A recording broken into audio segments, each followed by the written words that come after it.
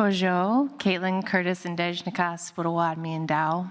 Hello, my name is Kaitlin Curtice. I am a citizen of the Potawatomi Nation, and I am so honored to be here with all of you today. Now, I don't know who planned this week out, but I just want to say thank you for putting me on the same day as Boys to Men. I'm very excited. I grew up with Boys to Men, literally. I'm very excited, as I know many of you are, because I tried to book a reservation for dinner, and it was very difficult to get dinner before 8 o'clock. So I'm really excited to be here with all of you. Today I'm going to be sharing some thoughts, some practices from my new book, Living Resistance. Specifically, I want to talk to you about what it means to become caring resistors, We bear witness to the sacredness in the world around us by believing in truth-telling, by seeking beauty in the world. This is where we find God.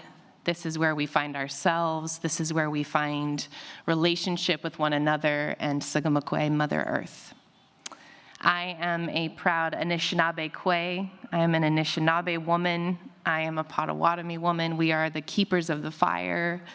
I am a proud storyteller and a poet, and I share words through my books, through my speaking with people, through my workshops, and I want us to find new ways, to find the old ways of how we care for each other, how we care for ourselves, how we care for this earth. Now, as I speak today, I want you to hold two ideas, two embodiments with me. These are the two words that I use to describe myself, to describe my work. I found them a few years ago, was able to kind of hold them and acknowledge them, and I found it to be really helpful for me. These two words are fierce and gentle.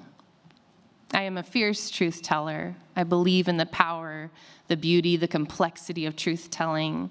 But I'm also a gentle poet. I'm a sensitive soul, and I hold that tension. I hold those two things that we may think don't go together, but they do. So I invite you all in this space to hold your complexities, to hold your own fierceness and your gentleness, and see what that has to teach you here. I believe that at the core of the human soul, we are called to be liberators and resistors. We are called to fight systems of oppression that make life harder for our human and non-human kin. Some of us lose our path along the way, and we knowingly or unknowingly uphold the status quo of empire, only to meander our way back again. But there are also those who spend their entire lives doing hard and beautiful work of wholeness making in this world through decolonizing and fighting systems that oppress. I write in my book that this is not about sort of a shallow hobby resistance that requires little from us, yet gives us the chance to say that we resisted something. What I share with you today is a call deeper in and forward, toward liberation. And if we let it, this movement toward liberation will become the rhythm of our lives. We live in an era in which activism and resistance are these very hot topics. And I want to restore these ideas as a basic human calling, one that each of us lives into every day that we fight for love. Activism and resistance and care, these are not fads. They're not things that are supposed to disappear. They are lifelong embodiments. They are meant to last. So no matter who you are or what you do in the world, you have a role to play in finding and understanding and sharing sacredness. And your acts of extraordinary resistance are helping create that better world. Now, as I said, I'm a poet. So I'm going to be reading poetry to us throughout my talk today. Just like in my books, take the moment of poetry as a moment to pause, to sit with what we're processing and learning together. So I want to invite us to take a deep breath in and release. One more deep breath in and out. What is a poem? It is the quietest, softest part of you, held to an invisible microphone, held up to the light, held up beyond the hustle and bustle of the day and the groaning aches of the night. A poem is the anger that releases itself in your time of greatest need, when you are ready to fracture before you believe again, ready to break open and receive yourself to yourself. A poem is the whisper that tells everything, the secret that cannot be denied. You are exactly as you've always been. Beloved word, spoken self, relieved ache, tender child. The poem is you. It always was. So why resistance? This is how I define this idea of resistance in my book and in my work. Resistance is the way that we use our everyday lives to exert energy against the dangerous status quo of our time. But resistance cannot just be what we are pushing against. When we choose to resist something, to resist someone, we are also choosing something else on the other side of that. Perhaps we are choosing ourselves. Perhaps we are choosing inclusive love or a more just society. We resist ableism or racism because we know there is a better way. That this is the way resistance works. We must both find it and create it and sustain that work together. So I want to talk about how we become caring resistors. And this is through three lenses. First, through caring for ourselves. Second, through caring for one another. And third, caring for Sugamakwe, which is how we say Mother Earth in Potawatomi.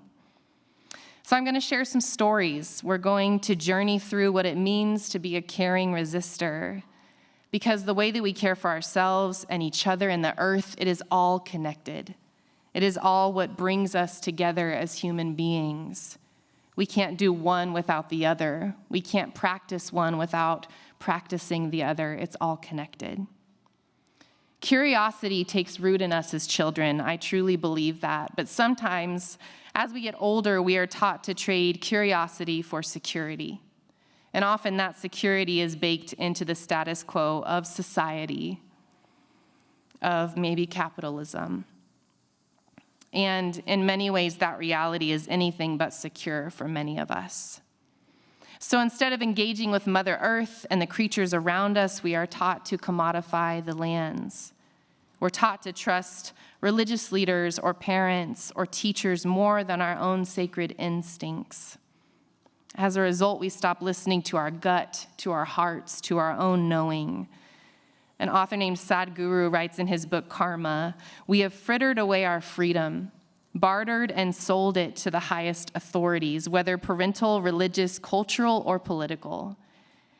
Instead of exercising the freedom of consciousness and choice, we have bought into the voices that have told us that to be human is to be limited, even sinful." I learned in 6th grade how to balance my checkbook, but I was never taught how to speak to our non-human relatives in a sustainable and relational way, or how to care for my soul in a society that doesn't want to deal with Indigenous women at all. So as adults, many of us are on this path of healing, of realizing that we must reclaim our curiosity toward ourselves, toward the lands around us. We are starting to ask questions that maybe we didn't ask before. And as we do so, things begin shifting, and naturally resistance follows. So this questioning, this deconstruction journey can be difficult. As many of you know, it can be messy, but it's also beautiful. It's beautiful to journey into spaces and find ways of belonging and ways of relating to the world that we didn't know before. So I write on decolonization, on colonization. I write on spirituality and healing. I grew up Southern Baptist, for those of you who don't know. I was born in Oklahoma and moved back and forth between Oklahoma and New Mexico as a child, and then we went to Missouri, of all places, when I was 7. And not long after that, my parents got divorced, and my mom remarried a Southern Baptist pastor. So for me, my identity became Southern Baptist pastor's kid, and still being also Potawatomi. And so there was this converging and confliction of identities, this struggle between trying to figure out who I was in these different spaces. And so as an adult, reckoning with that, right? Deconstructing the things I was taught, trying to understand who I am today, how all of the parts of me are coming together to make me that fierce and gentle person that I hope to be.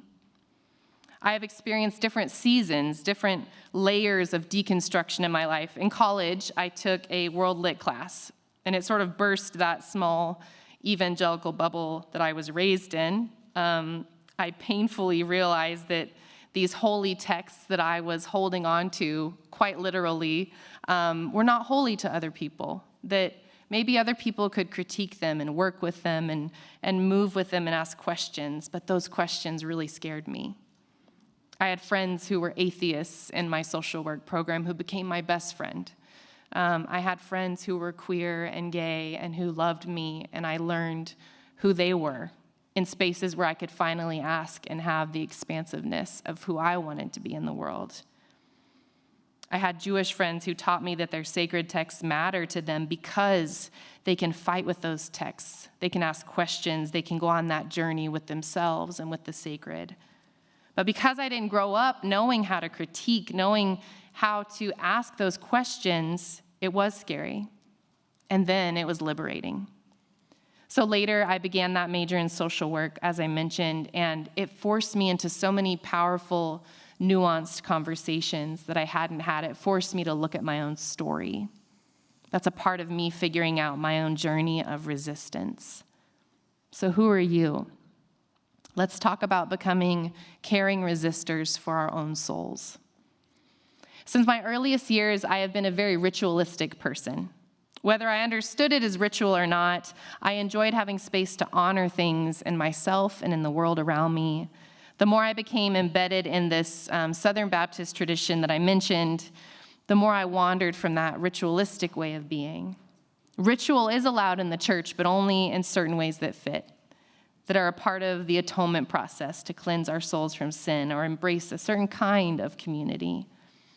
So as much as I wanted to be close to God, I was lacking that closeness because I only knew this colonized version of God that did not value my questions, that did not value the nonlinear way in which I was trying to understand the world. So in the last few years, I've come back to ritual in new ways this time. I honor the seasons and the cycles that my Potawatomi ancestors did. I allow myself to process things on a cyclical timeline instead of just a linear one. I take breaks and ask questions. I rest. Tricia Hersey has a beautiful book on rest as resistance, and she writes, "My rest as a Black woman in America suffering from generational exhaustion and racial trauma always was a political refusal and social justice uprising within my body. I took to rest and naps and slowing down as a way to save my life. Resist the systems telling me to do more, and most importantly, as a remembrance to my ancestors who had their dream space stolen from them. This is about more than naps." Tricia knows that naps and the cycles of rest that sort of buck the status quo of white supremacy are resistance. They are ritual. They save us. They hold us. They give something back to us when we are weary from colonization, racism, white supremacy, and hate. One afternoon in early winter a few years ago, I was feeling this ache that I couldn't put words to. I knew I was grieving. I knew specifically I was grieving things that I had lost in the last year or two. I was grieving what the pandemic had taken from us. I was grieving the loss of our dog, Sam, who we had had since before we got married 15 years earlier. I was grieving the change in relationships, and I needed space to honor those changes. So I went in my office, I closed the door, and I lit a few candles.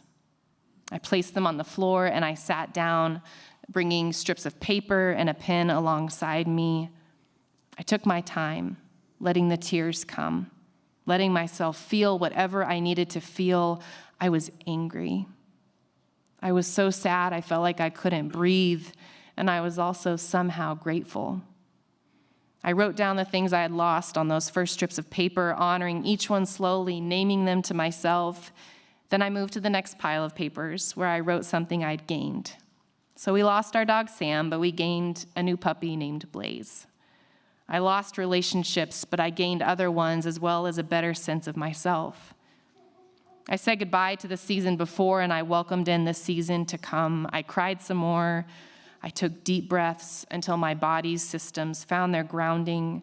I honored everything that is sacred about hurting and healing and not knowing what comes next. Living resistance is about letting ourselves hurt and heal without knowing what comes next in a society that tells us we should shut off our emotions and always have a plan. Think about the rituals you have created in your own life. When you have needed ritual, where did you turn? What quiet spaces did you surround yourself with? What rituals might you need in the coming months, in the coming season? But before we get to ritual, before we get to those spaces where we care for ourselves, can we say that we even love ourselves?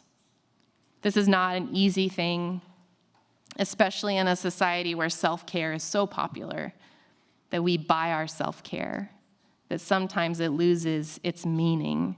So what does it mean to actually stop and let our precious selves be loved? Stopping and letting ourselves be loved is deep and difficult and magical work. The 5th chapter of my book, In Living Resistance, is called Radical Self-Love as Resistance. I want to share a little bit of it with you.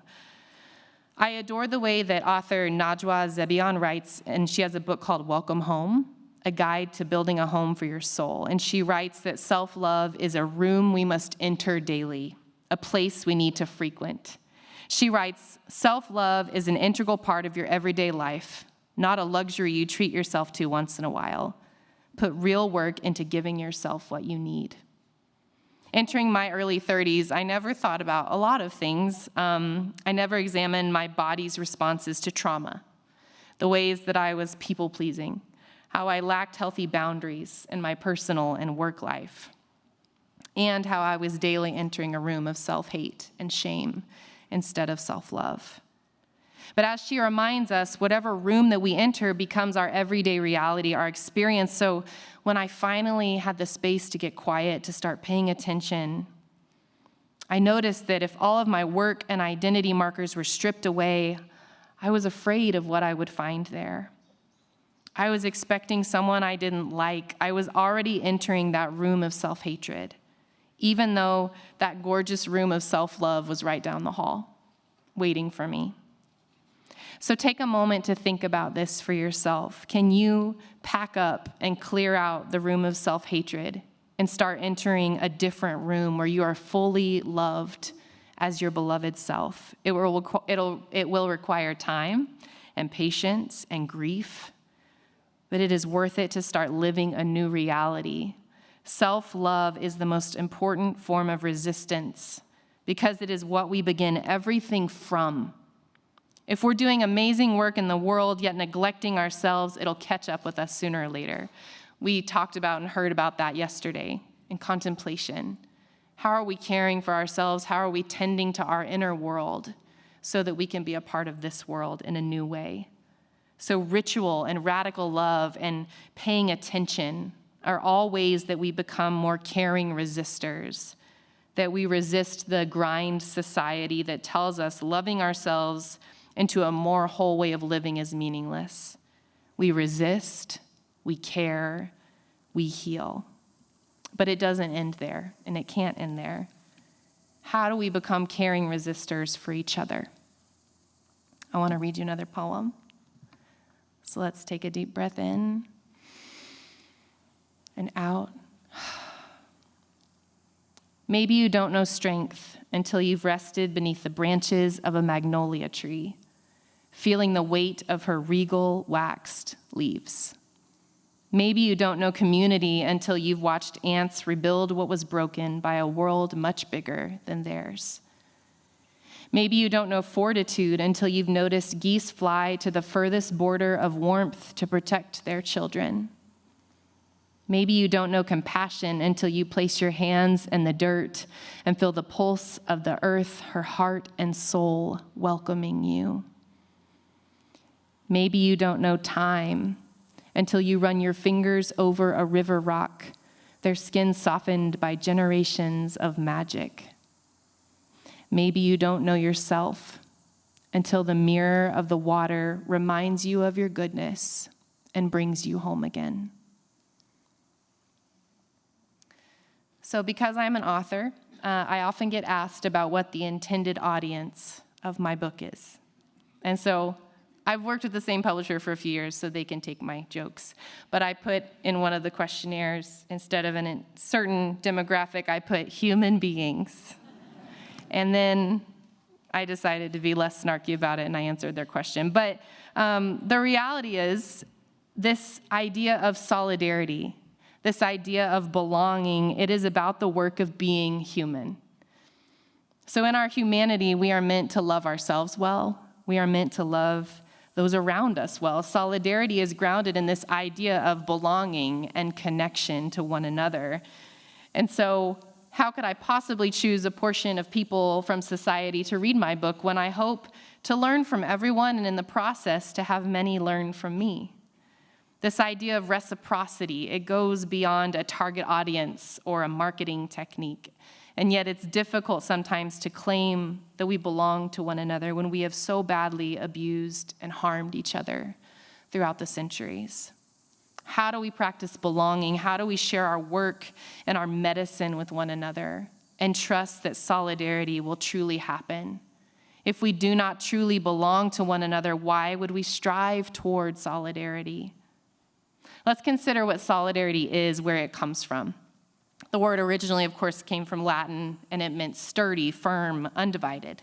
And like many words, it finally made its way to English, where it now means unity of a group or class that produces or is based on a community of interests, objectives, and standards. So resistance is tied to embodying solidarity. To resist that status quo of hate or oppression or injustice, we have to be clear about what our solidarity is grounded in. What are the objectives and standards we're holding ourselves and each other to? Why are we here? Why are we gathering together? Solidarity movements matter. We have seen this throughout history. Solidarity comes at a cost. Yet we gain so much when we gather together, when we commit to one another's well-being, when we refuse to look away from each other, and instead choose to sit with each other's stories to proclaim that they matter. We're practicing care and solidarity and kinship. I practice solidarity with you, and I remember that we belong to each other. So despite our best efforts to break free from each other, we're connected by our humanity. That's why I wrote my children's books. Children's literature is extremely subversive, and that is what is so beautiful about it. That I can read a children's book and bawl my eyes out because it had a message just for me at this age in my life, at this time in my life, and yet it speaks something beautiful to my children as well. And I wanted to write about that. I wanted to write a series of books on the 4 seasons that weren't just for kids, but were for families, that were for relationship and sharing in that relationship and understanding that all of us, no matter who we are, no matter our age, no matter where we're from, we have a sacred relationship to the earth. And we can practice that relationship in community with one another. And I think a lot about this idea of the micro versus the macro, and I think we got a hint of that yesterday in thinking about how does change happen? Do we start at the macro and it works toward people? Do we start at the micro and it works up toward the macro? And then there's all that space in between, right? The mezzo, the space we don't always talk about, where we're moving back and forth between this. We're trying to care for one another. We're asking questions. And so I think about this idea of kinship. Kinship is not a word I grew up with in the Southern Baptist Church, not something that I had heard about in that space. It's become very important to me, and if any of you have read Robin Wall Kimmerer, Braiding Sweetgrass, you will have heard about kinship as well. Kinship can feel very abstract, so let me tell you how I think of it. I have a string attached to my body. It's attached to my heart center. and it goes directly from my heart to each of you. Each one of you has a string attached to your heart center. And this string goes to every creature on the earth. It goes to people in other places I've never met. It goes to Grandfather Sun and Grandmother Moon. It goes to the ants and the fireflies. And so whatever I do with my heart, with my body, it travels across that string. It affects each of you. It affects all the creatures. It travels on that thread and finds its way to you. And whatever you do with your body, with your mind, it travels to me and to the ants and to Grandmother Moon and to someone across the world that you've never met before. Kinship is rooted in the power of storytelling. It is grounded in the act of listening, of taking in each other's stories. It is something that we have failed at in many ways, that fear of listening to another person's story, because then we can't sort of make them a this or that human being. When we lean in to each other's stories and experiences, we learn more about our nuance, our complexity, the spaces that we hold and who we are. We learn more about kinship. I've learned so much about kinship in my interfaith, interspiritual work, in being with people who are different than me, who challenge me, who encourage me, who make me laugh, and holding that sacred space of storytelling, of saying that the things that we believe matter in the world because they've created the world we live in today. We need to hold that power of kinship. So where can you lean into another person's story in your everyday life? Even if it's through a book, even if it's through those spaces that we hold with each other. I want to read you something from my book, Native. Our spiritual realities do not exist in a vacuum. To be connected to our own spirituality, we must be connected to the spirituality of others. This means our spirituality is directly tied to institutions that police the spiritual lives of others. We've always been here, but what does it do to our spiritual essence to know that we will be punished for expressing our ways of knowing Creator? And how does that affect our connectedness as a whole?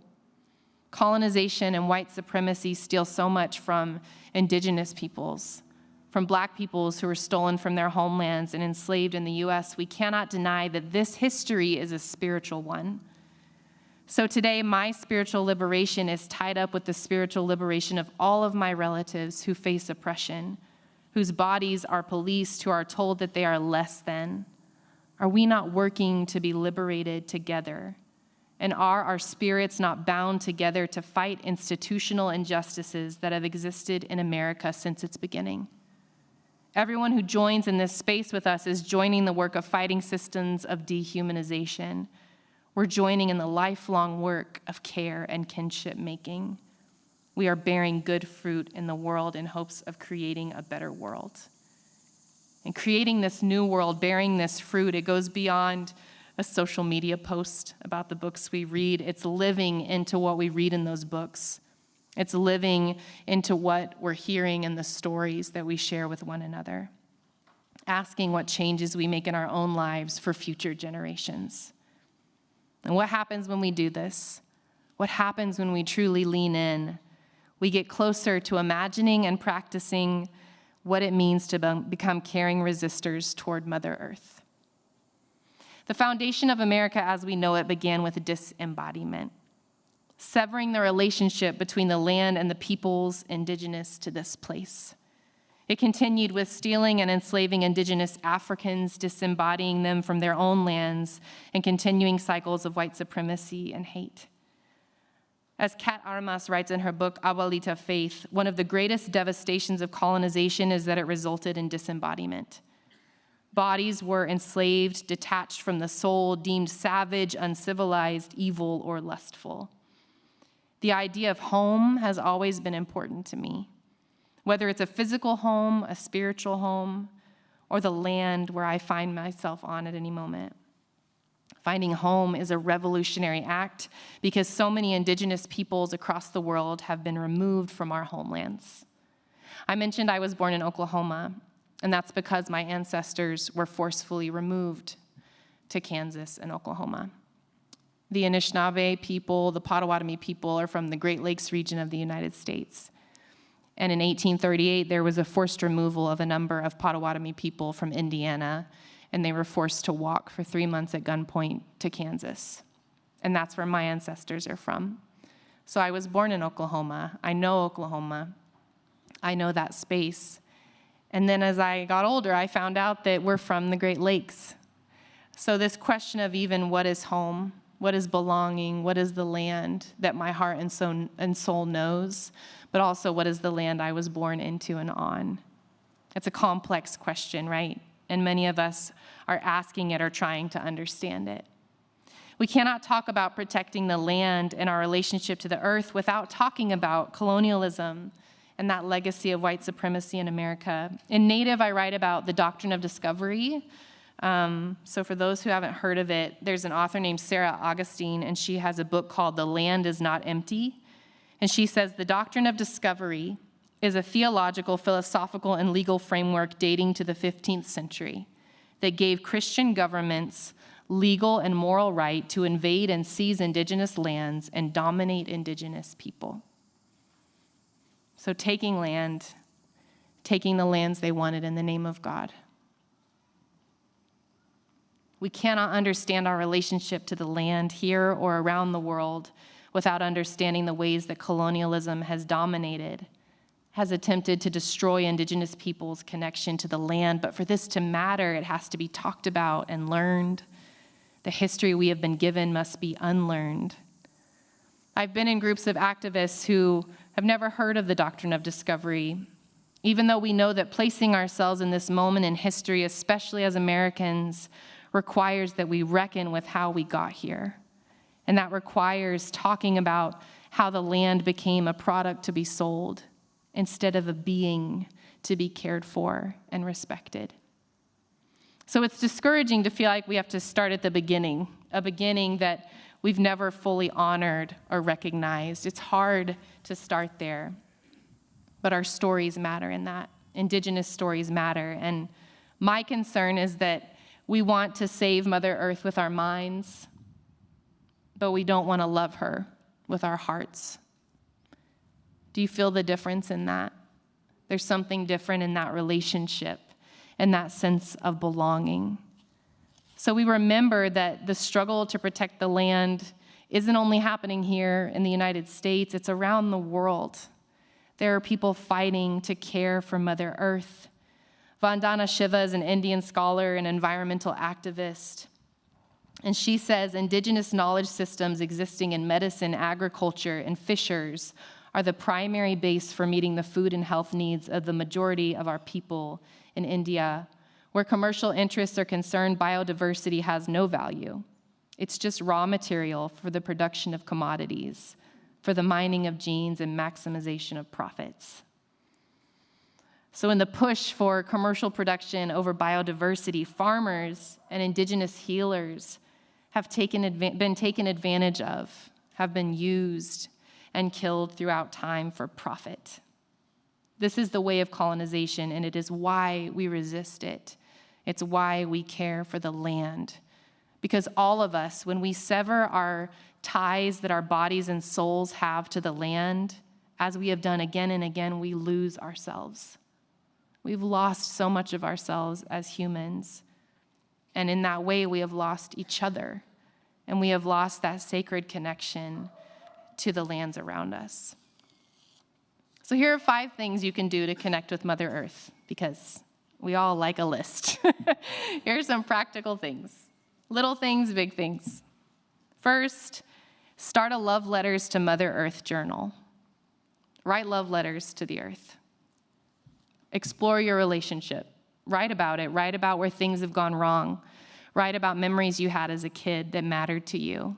And see what happens. This is a process, an experiment. See what happens when you start writing letters to the earth as if she is a being who is reading them.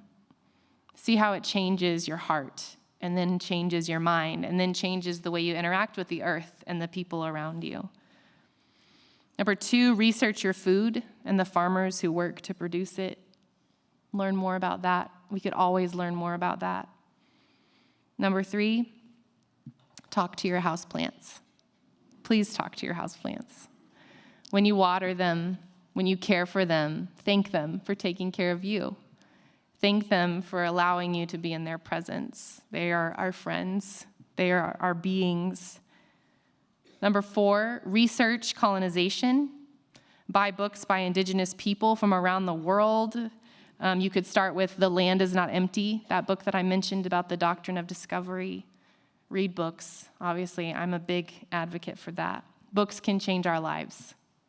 They can absolutely change our lives. Number 5, schedule time in your week for mindfulness, walks, or window watching, or bird watching. I don't really need to tell any of you that, considering where we are, but keep doing it. Do more of it. And when you go back to wherever you're going back to at any time, at the end of the summer, in the fall, wherever you're headed back to, continue to make that space, because it has to be sustainable. Our care and our rest has to be sustainable. The point I'm making here is that this is about a relationship that involves our bodies, our culture, our minds, our child self. It involves everything around us. Everything that we have created is about our relationship to Mother Earth, to Sugamakwe. So I want to bring us back to this fierceness and this gentleness, the fierceness and the tenderness. I want to talk about this idea of liminality. We mentioned I write at the Liminality Journal. Liminal space is really precious to me. I think it's really important. I don't know that we talk about it enough. If any of you like Richard Rohr, Richard loves liminality too. And liminal space is so important in so many aspects of our life. And I want to share this with you through something I learned as I've been here. So I want you all to close your eyes.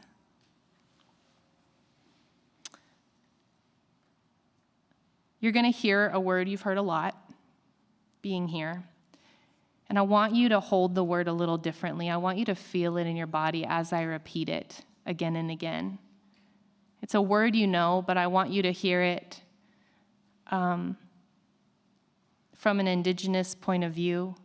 I want you to hear it as it has been spoken, not just by you, all of you here, but as it has been spoken throughout the centuries, as it has been spoken in this place in so many sacred ways. I want you to feel it in your body, in your heart, in your soul. Chautauqua. Chautauqua. Chautauqua.